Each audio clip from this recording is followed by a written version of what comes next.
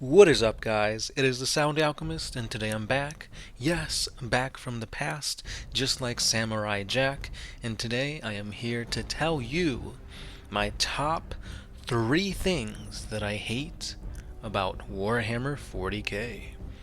So yes, obviously this channel is all about Warhammer 40k, the lore, a few battle reports sprinkled in here and there, and as of recent, we've been talking about D&D.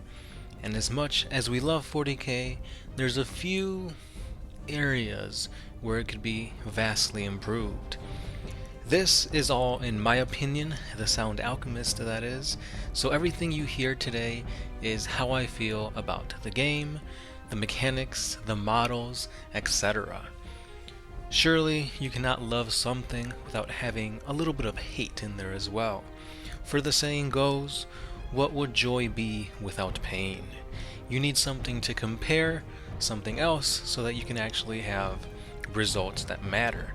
So that is why today I'm going to start with the least thing that I hate about 40k, but it's still something that I hate nonetheless, and that is building your models, painting your minis. Whew, where do I start? I don't know about you guys, but I started 40k, I believe it was back in my middle school days. And middle school, you're going through puberty, your body's doing weird things. And on top of that, I have plastic arms getting stuck to my fingers instead of being glued to the actual plastic model. Time and time again, I would clip the models off of the sprue, get my super glue, dab it on my model, only to have the model stick to my fingers when I take my hand off of it. This was the most annoying thing. No matter which glue I used, it seemed like nothing would ever remedy this issue. I would hold the freaking model between my thumb and index finger for 30 seconds, sometimes more, only to have that time frame forever be lost to me because, lo and behold, they would not stick. I honestly can't tell you how much this has aggravated me throughout the years. Again, I was only in middle school. I didn't know how to cut things. I didn't know how to, make things stick. And even now, that is a main reason why I haven't built any of the armies that I currently play myself. I usually get them commissioned, or I find them off eBay. Because I hate it.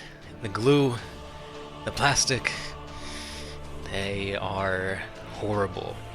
I don't know if this happens to you guys. If it does, let me know down in the comments. And if you have any ways to remedy this, should I be wearing gloves? Should I dip my hand into Vaseline? What do I need to do? Because this is very irksome, and just thinking about it sets me off.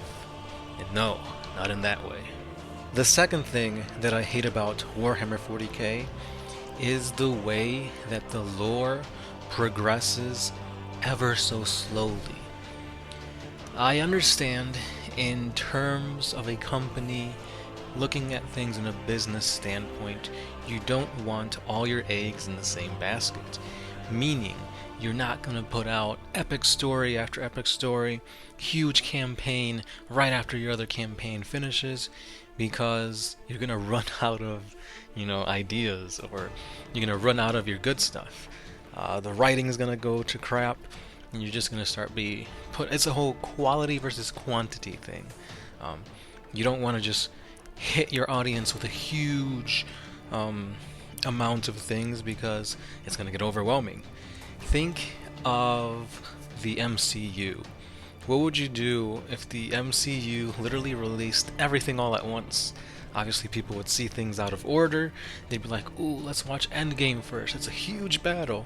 But then that won't hit you as hard as, waiting year after year, going through Iron Man 1, 2, 3, Infinity War, and whatnot, getting all these other characters into the mix, so that when you do watch Endgame, it hits you with the feels so much deeper than just looking at it at a, whoa, it's a big battle, oh, I love this character, kind of way.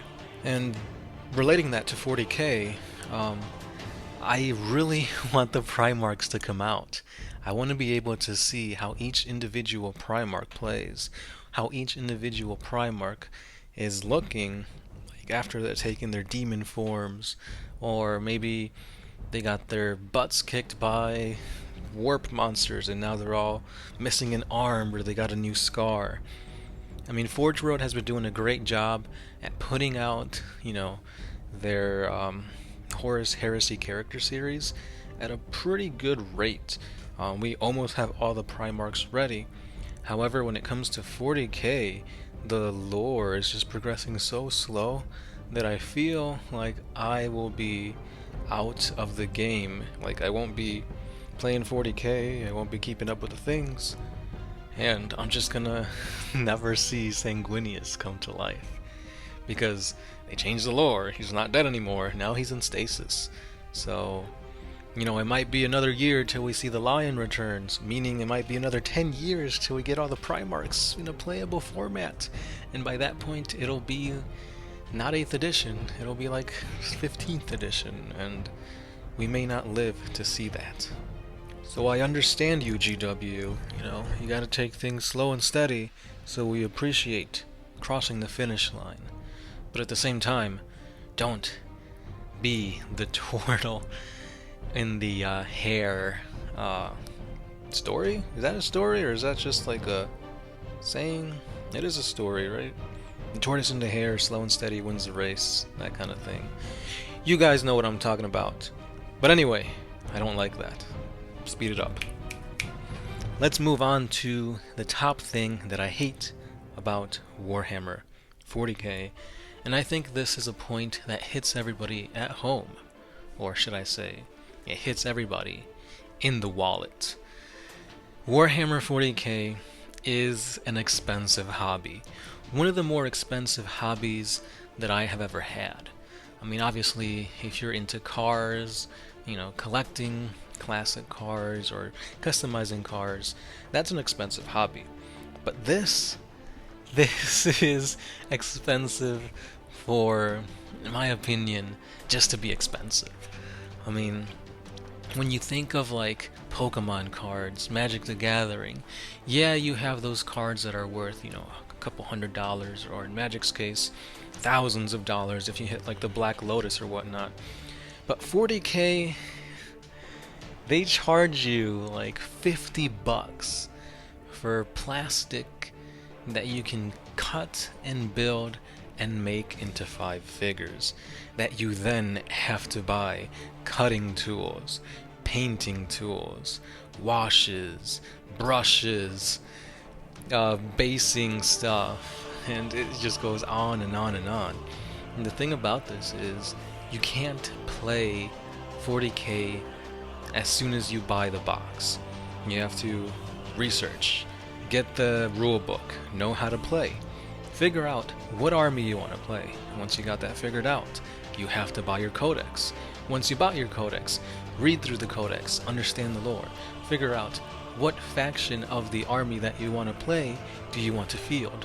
Once you field it, you have to figure out how many points are we playing, what should I buy, 1 HQ, 2 troops, cut, buy the utensils to cut it, buy the color scheme that you want that certain faction to be, paint it, build it, make sure that if you want to build it, do you want to magnetize it, buy the magnets, if not, glue it.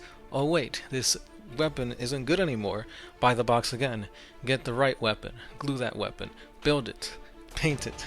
It takes time. And as we all know, time is money, baby. So the more time you spend into buying all these things, the more time you have to spend into creating it.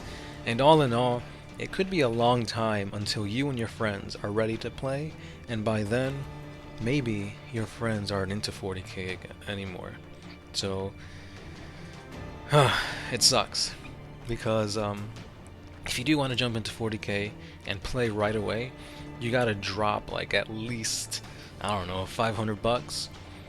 Get that painted, built right away, and then you can play. But that's only if your other friends have also dropped that much money, built it and painted it all while having to deal with time and living the rest of your life, going to school, going to work. You have girlfriend, wife, boyfriend, husband, kids, that kind of thing. It's time consuming, and you gotta find time to really get into this hobby. 40K requires your time and your money and your creativity, because as awesome as 40K is, there's a lot of creativeness that goes into it, and that takes time.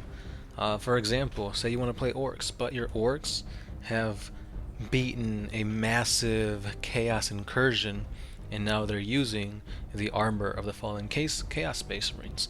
So now you gotta buy another box to get the bits to put on your army, to make your army that customizable. So as you see, it all snowballs, but it snowballs into an awesome snowball that you can throw around and have fun with. Until next edition, where your models aren't good anymore, and now you have to buy the other models, and so it continues on and on and on and on and on again, until your wallet is dry and you're homeless, but hey, at least you still have your plastic minis. And there you have it. Those were the top 3 things that I hate about Warhammer 40K. We got this question in one of our For the Greater Walls, and when we do the For the Greater Wall episodes, it's a Q&A if you didn't know, where Gershwin and I, we sit and we answer your questions.